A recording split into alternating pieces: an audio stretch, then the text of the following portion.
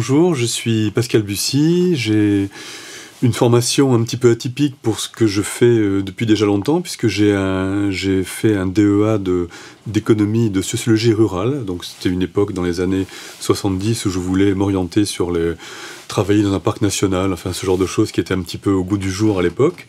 Et puis j'ai été très tôt perverti par la musique, perverti entre guillemets évidemment, parce que j'ai eu l'occasion de travailler pour un petit journal nancéen qui s'appelait Athème et qui a pas mal marqué les esprits à l'époque, puisqu'on était les premiers à faire des numéros qui parlaient des Residents, de Chrome, de Nick Drake, des choses qui sont devenues très à la mode, enfin entre guillemets, très courues plus tard, mais qui à l'époque étaient pas si connues que ça. C'était une époque où il y avait énormément d'émulation de toute cette musique qu'on appelait musique progressive et avant-gardiste.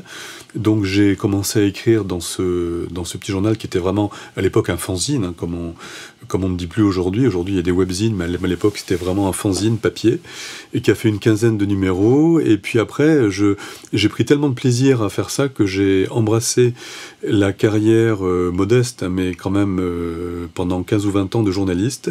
Et j'ai beaucoup écrit alors pour des journaux assez sérieux comme le Quotidien de Paris, où je m'occupais du rock et un peu de jazz aussi d'ailleurs.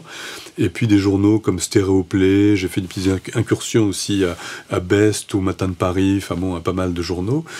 Et ça m'a permis de vraiment me plonger dans toute cette culture musicale de l'époque, qui était évidemment d'une très grande richesse. Par la suite, j'ai fait quelques livres aussi, puisque j'ai écrit un livre sur un groupe allemand que j'aime beaucoup, qui s'appelle Can, qui est un groupe vraiment très important dans toutes les musiques d'aujourd'hui. Après, j'ai fait un autre bouquin sur un groupe qui s'appelle Kraftwerk, qui est un groupe qui existe toujours aujourd'hui et qui est évidemment très essentiel dans toutes les musiques électroniques et même bien au-delà. Et puis j'ai fait aussi un livre sur John Coltrane, un autre sur Charles Trenet, donc ça montre bien un peu mes goûts éclectiques, on va dire. Et puis ensuite, voilà, comme ça devenait un petit peu difficile de travailler pour la presse de manière régulière, voilà, et que j'avais fondé une famille entre-temps, je suis rentré dans une maison de disques, et cette maison de disques s'appelait Island.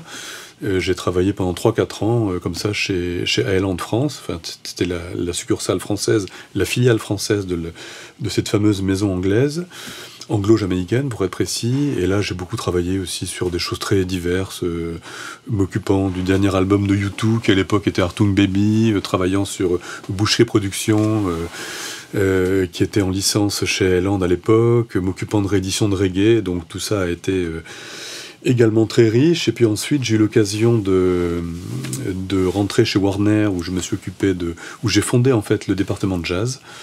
Donc jazz, musique du monde, il y a même eu après beaucoup de travail sur le catalogue aussi.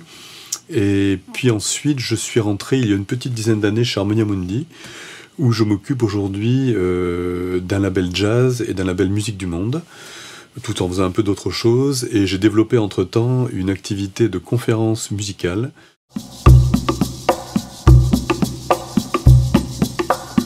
Effectivement, j'ai travaillé à la FNAC, au service import de la FNAC, pendant quelques années. Alors ça devait être dans les années fin 80, début 90.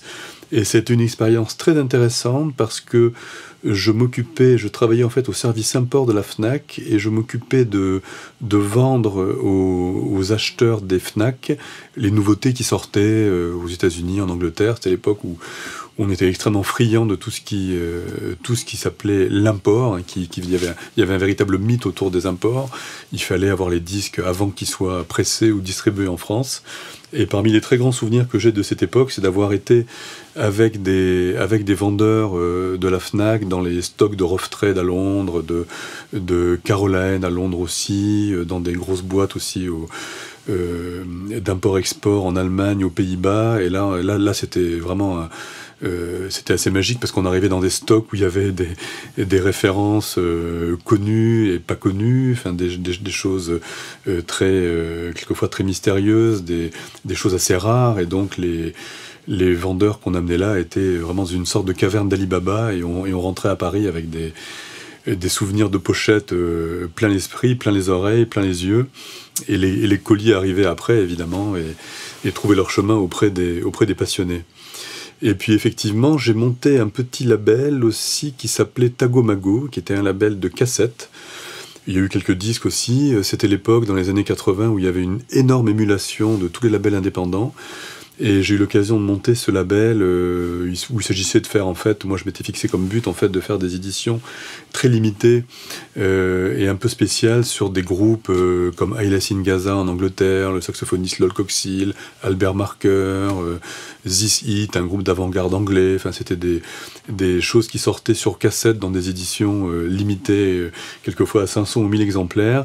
Et il y avait même une série qui s'appelait Camouflage, où les cassettes étaient camouflées dans des emballages un peu spéciaux. Je me rappelle par exemple d'une cassette de Pascal Comlade qu'on avait pris beaucoup de plaisir à faire ensemble, qui était une cassette qui était cachée dans un cône en carton. Alors je sais que c'est quelque chose qui est très recherché d'ailleurs aujourd'hui par les collectionneurs. Il y en a eu une autre qui était d'un groupe qui s'appelait Fondation, qui était caché qui était donc camouflé dans une boîte d'allumettes. Une autre d'un groupe qui s'appelait Satellite, un groupe français parisien de techno ou de musique électronique, qui était camouflé dans un emballage de carte orange de métro. Donc voilà, il y avait toute cette recherche assez intéressante et très gratifiante à l'époque.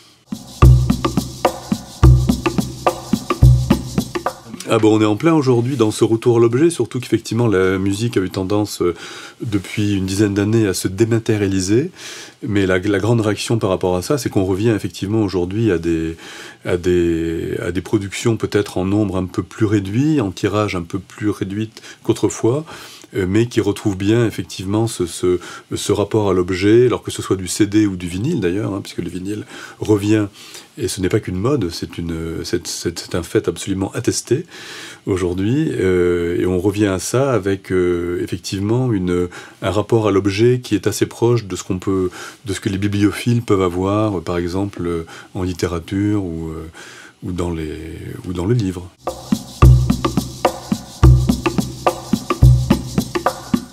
Alors l'évolution du marché du disque, elle est assez troublante par certains côtés, parce que c'est vrai que quand le MP3 a fait son apparition et on a commencé à parler de piratage, effectivement, même si le vrai piratage avait commencé à l'époque de la cassette bien avant. C'est vrai que pour la première fois dans l'histoire de l'industrie du disque, on a assisté à un nivellement du son vers le bas, alors que ça n'était jamais arrivé avant. Puisque depuis que le cylindre existait, le cylindre après s'est transformé, je vais très vite, en phonographe. Ensuite le phonographe s'est transformé, le 78 tours, le micro-sillon, la stéréo, il y a même eu des tentatives de quadriphonie et d'autres choses.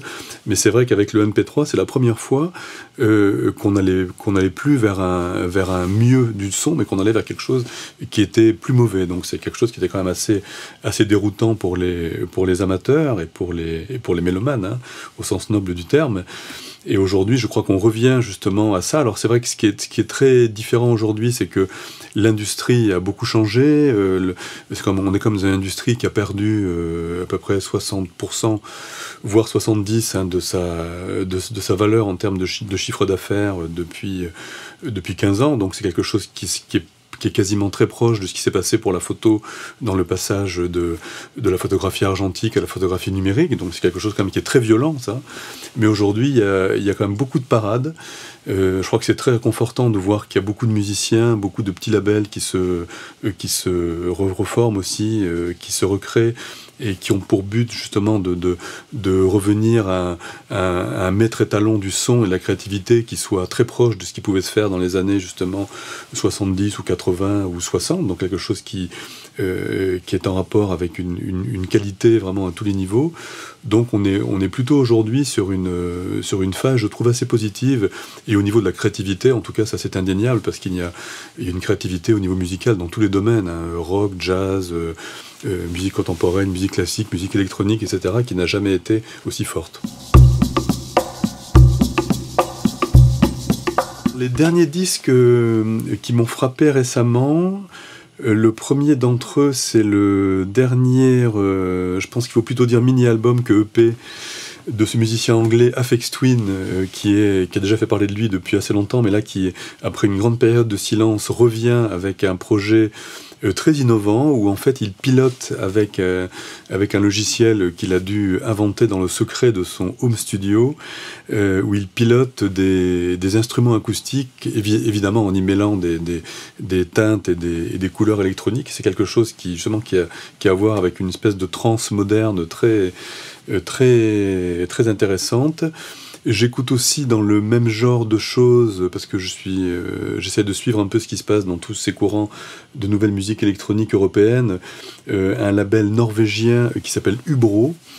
Alors ça, c'est un terme qui veut dire hibou ou chouette en norvégien, et c'est un label où on trouve des musiciens comme Erik Honoré, comme la chanteuse Sildren Andersen, et qui perpétue un petit peu ce qu'ont fait des labels précédents comme Jazzland, comme Rune Gramophone, avec toute une recherche très passionnante aussi sur ce nouveau matériau électronique qui est à la fois très lumineux et très machinique.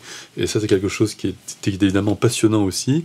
Et puis sinon, j'écoute aussi des choses plus anciennes, et je suis retombé récemment avec beaucoup de plaisir sur des albums d'un compositeur, d'un guitariste hongrois qui s'appelle Gabor Szabo, et qui avait enregistré pour le grand label de jazz Impulse dans la seconde moitié des années 60. Il avait notamment fait un album qui s'appelle The Sorcerer, et un autre qui s'appelle More Sorcery, donc quelque chose qui avait à voir avec une sorte de sorcellerie du son, évidemment. Et il reprenait notamment The Beat Goes On de Sonny and Cher en version évidemment très nouvelle aussi, hein, très innovante là aussi. Voilà, de musique qui avait à voir avec une influence entre l'Occident et l'Orient, quelque chose de très nouveau, et qui était en fait assez précurseur de beaucoup de choses qui se font aujourd'hui. Je pense à Rabia Bourali, Ibrahim Malouf ou d'autres choses. Enfin, on retrouve comme ça des racines.